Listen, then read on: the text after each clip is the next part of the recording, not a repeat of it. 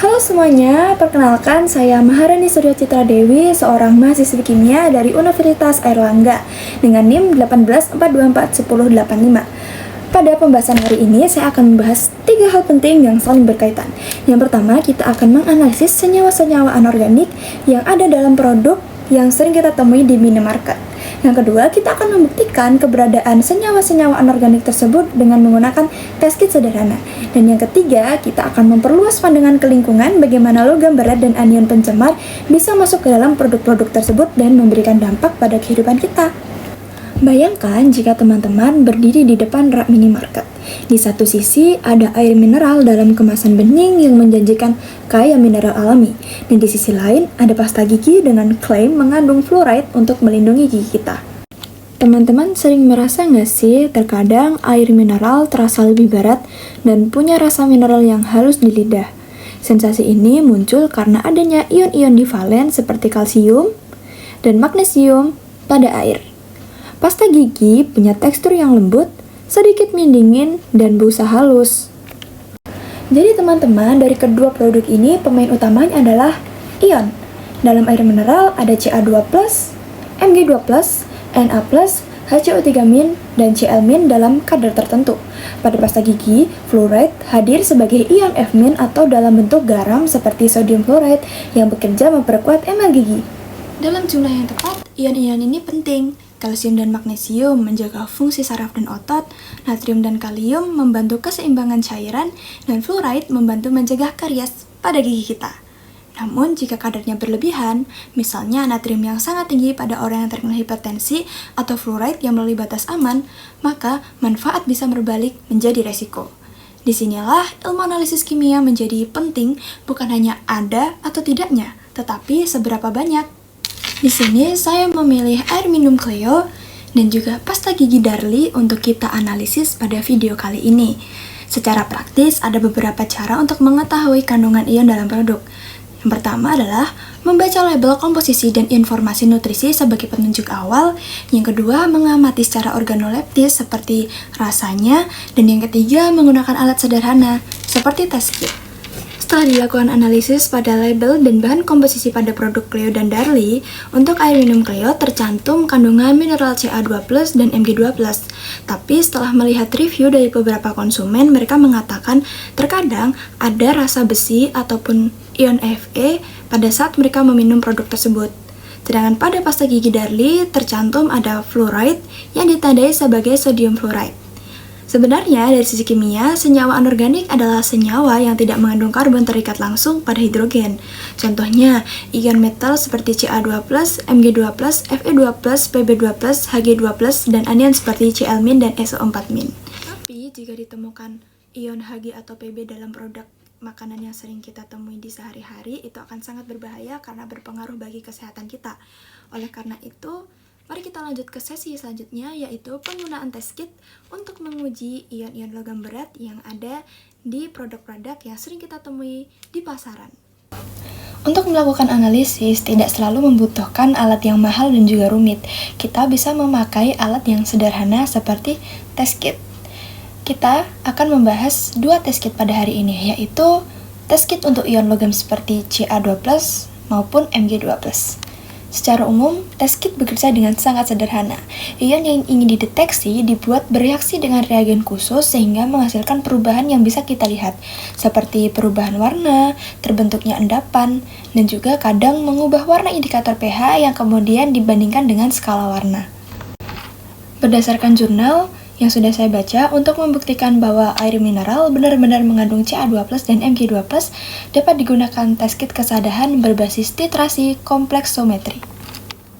Untuk mekanismenya, secara garis besar adalah yang pertama-tama kita harus memasukkan sampel air ke dalam vial.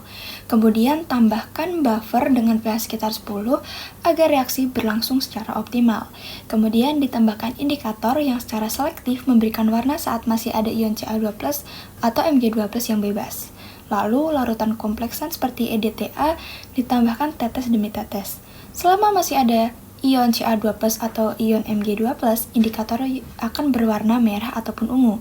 Begitu semua ion ini terikat menjadi kompleks dengan EDTA, maka larutan berubah menjadi biru. jumlah tetes IDTA yang diperlukan berbanding lurus dengan jumlah Ca2+, ataupun jumlah ion Mg2+. Dalam sampel, air dengan kesadaran tinggi akan membutuhkan lebih banyak titran. Jika test kit ini dilakukan pada air mineral dan air minum lain yang lebih ringan, biasanya air mineral membutuhkan titran yang lebih banyak, menandakan kandungan Ca2+ dan Mg2+ dalam air mineral lebih tinggi. Sementara itu, pasta gigi tidak cocok dianalisis langsung dengan test kit kesadaran, tetapi tetap menjadi contoh nyata adanya ion anorganik di produk yang sering kita gunakan. Di sisi lain, ada juga test kit yang dirancang untuk ion spesifik, seperti nitrat, nitrit, fosfat, bahkan logam berat seperti timbal dan merkuri. Test kit seperti itu banyak dipakai untuk memeriksa kualitas air sumur, air sungai, bahkan keamanan kosmetik. Sampai di sini kita sudah melihat sisi positif dari ion. Sekarang mari kita geser ke sudut pandang yang lebih gelap. Ketika ion yang sama-sama anorganik itu justru menjadi penyemar. Ingat teman-teman, air yang kita minum terhubung dengan sungai, tanah, dan hujan.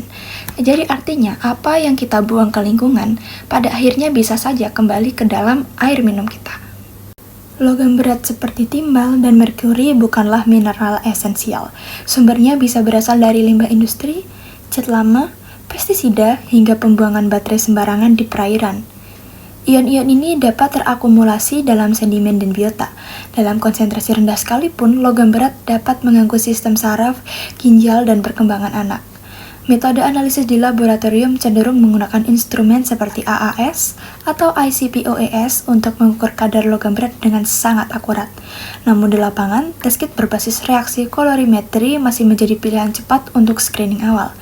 Mirip dengan prinsip yang kita gunakan untuk menguji kesadaran air tadi ya, hanya saja reagen dan warnanya akan berbeda.